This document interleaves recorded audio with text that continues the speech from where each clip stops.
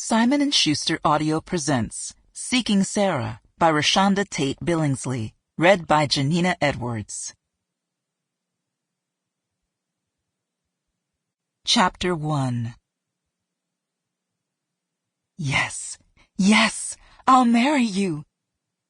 The words swirled around in my head, dancing with excitement at the prospect of marrying the man I love.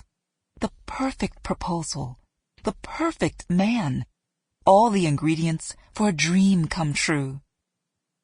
But for some reason, while the words were vibrant in my mind, they wouldn't come out of my mouth.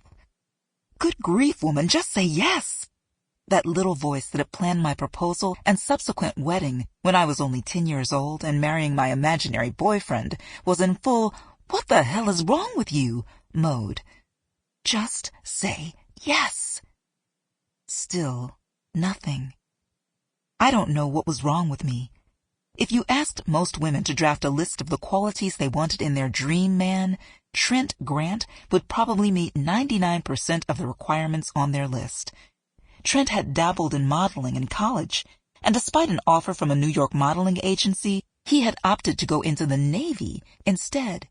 He'd served 8 years as a sergeant and returned to Raleigh as one of the most sought-after bachelors in town, and he wanted a life with me. And I wanted a life with him. Only my mouth wouldn't open to say yes. I knew my fear was based on the fact that Trent wanted forever, and I'd learned long ago that forever didn't exist. And committing to a lifetime was only setting myself up for heartbreak, something I'd vowed I would never let happen again. "Wow, so, is that a no?" Trent asked as he knelt in front of me. Just the thought seemed to crush his spirit. His 1,000-watt smile had morphed into a frown. "You don't want to be Mrs. Grant?" The piercing gaze of all of our family and friends reminded me that we weren't alone.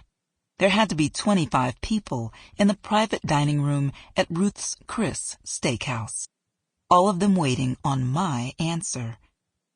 The room had grown deathly silent. The only noise was the slow trickle of the April showers beating down on the roof. The smiles that just seconds ago were beaming now bore hints of nervousness. I snapped my attention back to the man in front of me. I did want marriage. I did want happily ever after. I just didn't. Sample complete. Ready to continue?